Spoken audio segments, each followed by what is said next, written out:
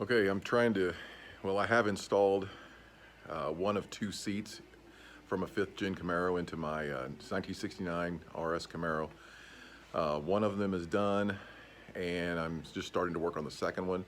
So I thought I would, before I got too deep into the second one, which is the passenger side, which will be easier because it doesn't have any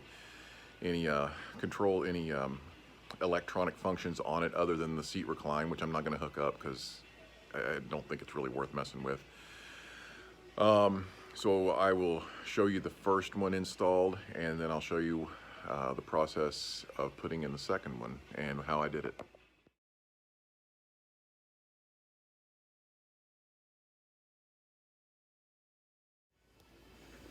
Okay, here's the first one, the driver's side installed.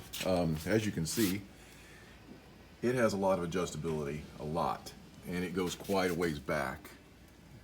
So I will get the room that I've been craving for so long.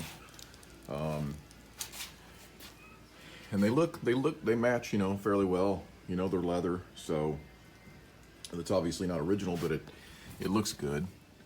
So I made, there's the first bracket. There's a bracket I made for the driver's side, front left. And I don't have my light in here, but you can kind of see it. And then I can't show you the back because I don't have my keys to the car to turn the car on. But yeah, you want to put it on switched power. So I'm going to start making brackets for the second seat over there, which I haven't. I'll go around.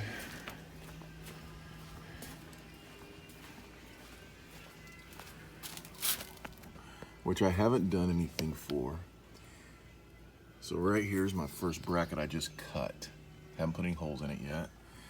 And I'll put it in here in just a second. I'll show you. Okay, so what I've done here for starters is you can see I placed the metal 3/16 inch flat steel, stock steel, underneath the seat rail.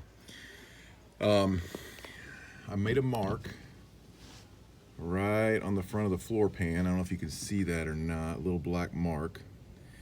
And then I just kind of guesstimated about how far back that hole was, and I made a black dot on top of the stock steel. It doesn't have to be perfect because you can move that piece of metal around back and forth, but you want to drill that hole first into the floor pan, and that makes it easier once you bolt that hole down. Then you can come over here to this hole and you can mark it, drill it, and you'll have it exactly spaced where you need it to be. Okay, as you can see, after you get the first hole located, by the way, use grade 8 bolts on all these washers and nuts. After you get the first hole located after drilling it and putting the plate back in the original mounting holes, then you come over here to the mounting hole for the seat, and you put a Sharpie mark there. Now I'll take it back and drill that hole, and I'll have the equally spaced holes that I need. Okay, so here it is mounted in. As you can see, if you can see, yeah, it goes right down into the stock hole. So I'm gonna, just for instructional purposes, sorry about the shaky video, I'm gonna go ahead and put this bolt in. Kind of awkward to get to. Anyway, well, I won't put it in, but anyway, I won't use that bolt either because it's a 1.5 inch, and I ran out of 1 inch, so I got to go back to the store and get some more. But there it is. That'll be the first plate mounted on the passenger side on the right-hand side, and exact same thing applies over here. Now, when I actually mount these plates, for the final time, I'll do it on top of the carpet so that carpet's not sticking up there like that.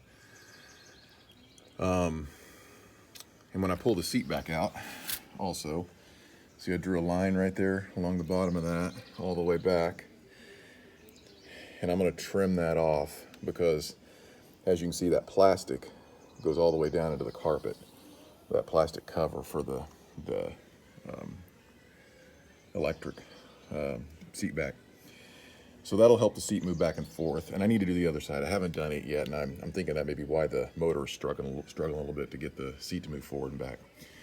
So anyway, just some of the things you'll have to do if you want to do this. All right, so I got the front brackets in on the seat, and now it's time to work on the back of the seat. And as you can see, the rail on the back will be pretty straightforward. This one is on the right side of the passenger seat, is just pretty much straight across from that mounting hole. And then on the other side, it's elevated a little bit, so it's a little bit different. I just put a little spacer underneath it to keep the frame square, so that when I tighten it down to the plate, to the floor pan, it doesn't twist it. So, but I'll show you that here in a little bit.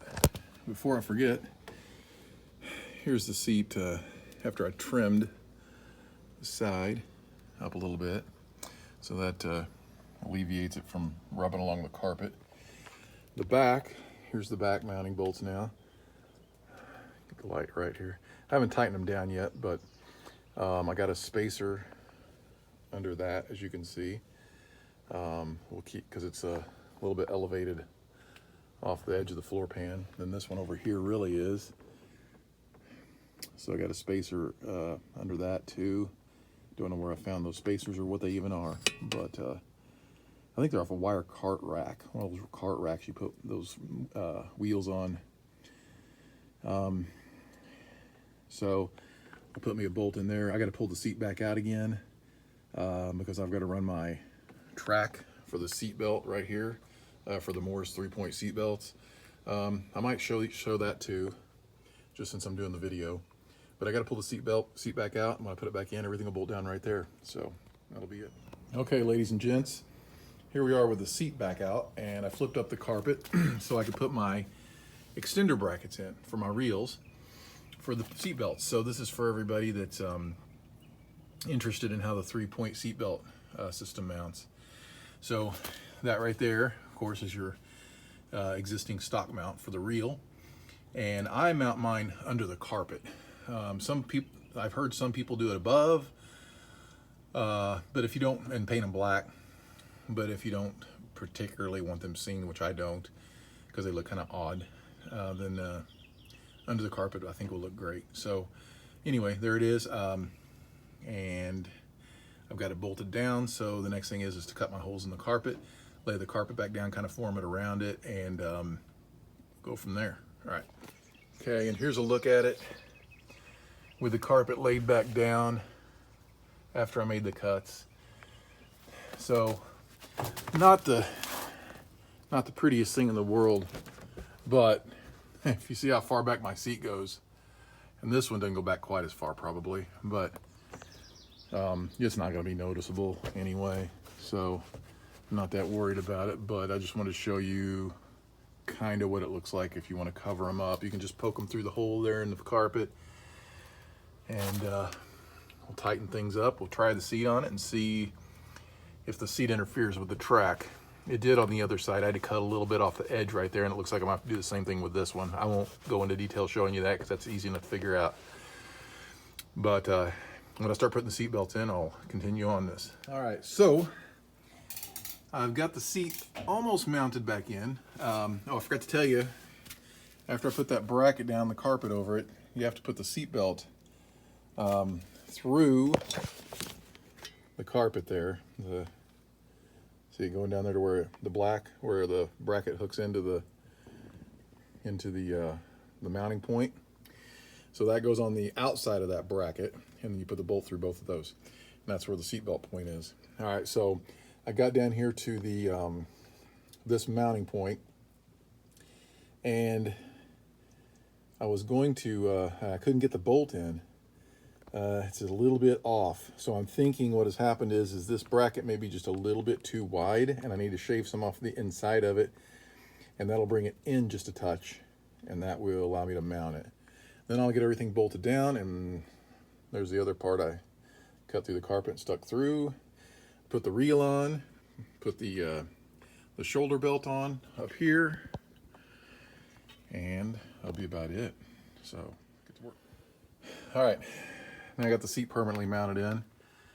I put the female seat belt side on over there where the buckle slides in, mounted it to the tunnel. Thankfully, I had clearance room on that side because I didn't think to check my seat first and make sure there was clearance, but there is. Of course, I did trim part of the cover over there, so that's helped some. Maybe I did check it earlier and I trimmed it and I just forgot. So now I got my reel on the locator mounted. Last thing I have to do for this side now is right there, mount it right there and put the cover on, just like that side over there. And I'll be done. All right, so to summarize, was it worth doing? Yes. Would I do it again? It was a lot of work, but all in all, I think it was probably worth it. Anyway, let me flip it around here and I'll show you the final product. Not a lot of light in here and everything's black. So I get my drop light here. There we go. So yeah, it's definitely taller seats.